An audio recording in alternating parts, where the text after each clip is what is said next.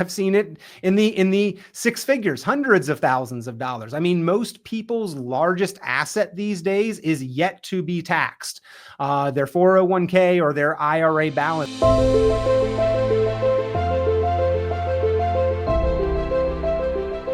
Peter, very good to see you. Welcome back, everyone. Our countdown to retirement continues. Today, we have the 6 core issues every financial plan should address. So, countdown to retirement, this has been one of my favorite segments with you, Peter. You have a great download on your website, which we will show everybody in a little bit. But I want to talk about a financial plan because it is so much more than just investments. It should cover 6 key areas that impact your entire financial life.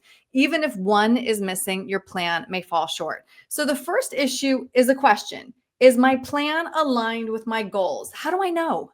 Yeah, and unfortunately, I think that a lot of people have investments, but they don't necessarily have a plan. Right. And what I'm seeing is that when they go to try to bring everything together and get a plan, they're not being coached, they're being coaxed, they're being coerced or convinced, they're not being advised, they're being sold a bill of goods.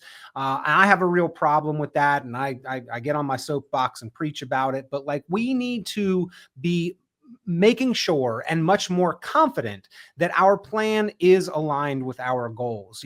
Questioning, where do I see myself in 5 or 10 or 15 years? How is this dollar, how is this investment going to help me get there? Is my advisor incentivized by the same motivations that I am for my financial future? How do we know those goals are in alignment? Are they compensated more for selling me a product or for actually getting me to my destination? Taking a look at the plan itself. Does it address these core key issues of income, investments, taxes, healthcare, and legacy? And that is what we try to put together for every one of our clients and make sure that they've got that optimized retirement plan in place that addresses not only those high level topics, but several questions and issues underneath each one of them. But yeah, just making sure that you understand what's going on with your money and that your vision is aligned with your source of guidance and information. Right. And number 2, you touched on that is, of course, income, the key being sustainable income, turning our savings into a paycheck for us. Before we worry about almost anything else, investments, taxes, healthcare, legacy, we worry about income, right? We go out and get a job at 16 or 18 or whenever. We want a paycheck. And then somehow, somewhere around 60 to 62 years old, we forget that, hey, income is first. I have been the income plan for my entire career. And suddenly the day after retirement, it's not that I don't need an income, it's that I don't have an income. Income still needs to be the first priority. You have been the income plan that supported the investments, that supported the ability to pay taxes, that covered the cost of healthcare.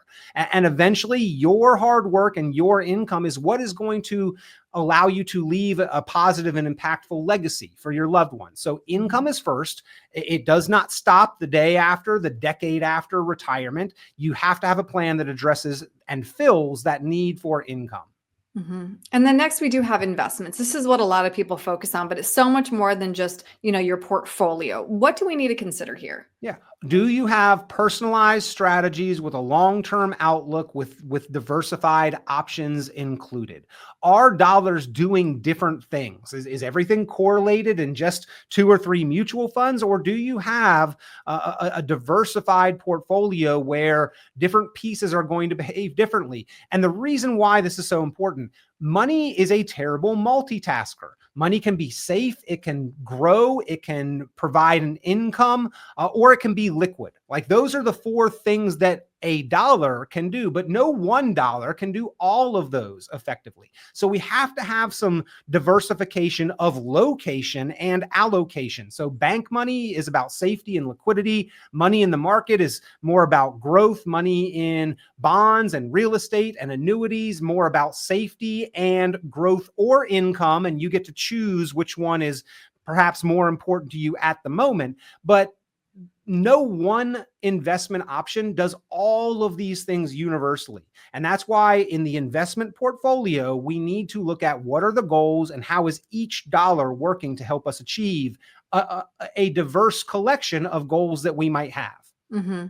And then next, of course, we have taxes. With some proactive planning, you can save thousands in retirement. Absolutely. I've seen it in the six figures, hundreds of thousands of dollars. I mean, most people's largest asset these days is yet to be taxed, their 401k or their IRA balance. And most people can tell me within a pretty close proximity what that balance is. Hey, how much do you have in your 401k or your IRA or your retirement savings?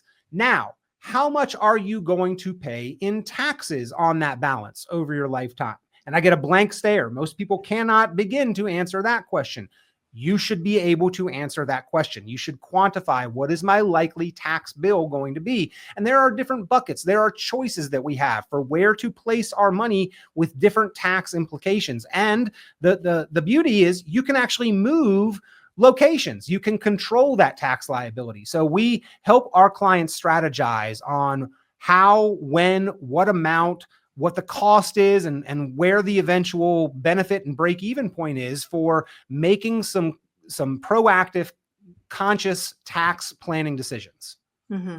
So important. All right. Next, of course, we have what will probably be one of your biggest expenses in retirement. That is, of course, healthcare and long-term care, Peter, which can wipe out your retirement savings if you don't have a plan. Yeah, the taxes are probably your largest known expense, and then healthcare, that can be your largest potential expense, and that can actually, dwarf other expenses. So we need to plan very carefully for this, because most people, like a lot of people, think that Medicare or Medicaid, and there's some confusion on the difference between the two of those. Medicare is for routine care. Medicaid is for, like, you need aid. It is basically you are impoverished and we have to step in and help. Like, those do not cover long-term care if you are capable of paying for it yourself. And then if you're not, you are basically on healthcare welfare. And the government gets to set and establish your level of care. So most people would prefer to be able to establish their own quality of life and level of care, but that takes your own money. Medicare does not do that. It pays for kind of routine care, doctor visits, checkups, some limited hospital stays. But the reality is that 7 in 10 of us, like the Department of Health and Human Service stats, most recent stats that I've seen, 69.8% of people require some element of long-term care before the end of life. So 7 in 10. And very, very few people have taken proactive steps to address those expenses. Well, who then pays those expenses? Your spouse, your loved ones, your children? Do you leave them in not only an emotional hardship, but a financial hardship as well? We need to be better at taking proactive steps to address this. And there are actually some good solutions here. We just have to be proactive enough to take the step to explore them. Right. And then last, you just touched on it as well, is of course legacy planning. This should be part of any financial plan. Yeah. I mean, whether it's value or values, something is going to be left behind. Like, I hear people say, it's not my goal to leave anybody wealthy.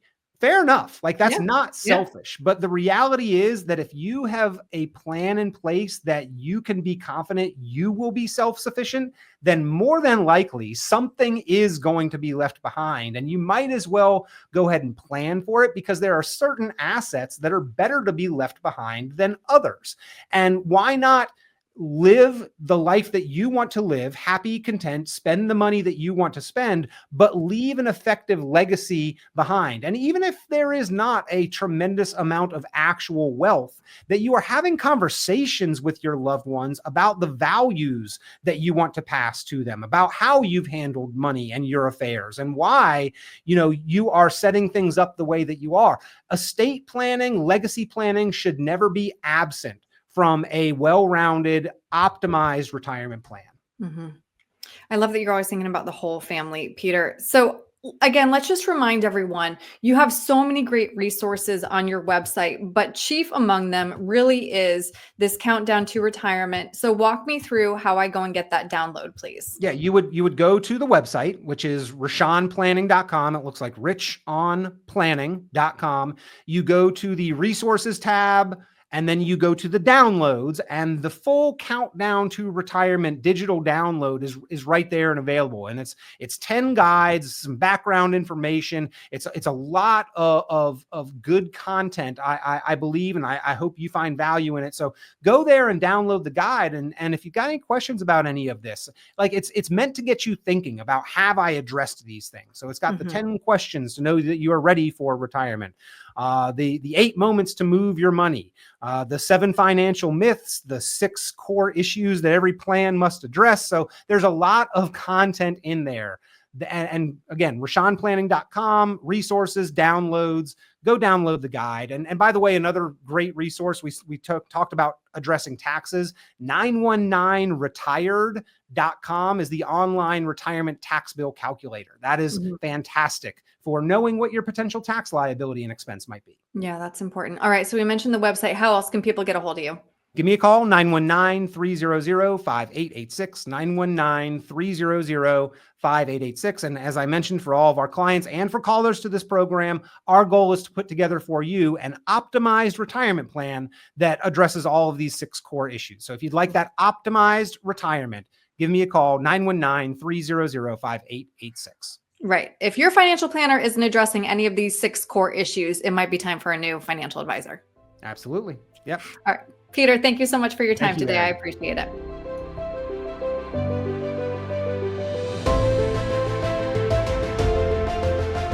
Hey folks, Peter Richon here with Richon Planning. So glad that you are enjoying the podcast, Planning Matters Radio. You know, one of the tools that we've put out there that people really seem to appreciate and really are finding of value is at 919retired.com. It is your retirement tax bill calculator. If you've got any kind of retirement account, your tax deferred 401k or IRA, this is the website, this is the resource where you can go, you can plug in your own numbers, your information, you can slide the tool calculator up and down for your tax rate or your amount of savings and see what your tax bill is likely to be if you default and defer to the IRS's plan versus what you could potentially bring that tax bill down to. A lot of times it is a very significant savings. So if you have not yet, go to the website 919retired.com, run your numbers on the retirement tax bill calculator.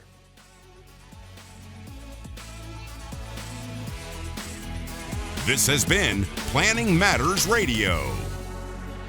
The content of this radio show is provided for informational purposes only and is not a solicitation or recommendation of any investment strategy. You are encouraged to seek investment, tax, or legal advice from an independent professional advisor. Any investments and/or investment strategies mentioned involve risk, including the possible loss of principal. Advisory services offered through Brookzone Capital Management, a registered investment advisor. Fiduciary duty extends solely to investment advisory advice and does not extend to other activities such as insurance or broker-dealer services. Advisory clients are charged a quarterly fee for assets under management, while insurance products pay a commission, which may result in a conflict of interest regarding compensation.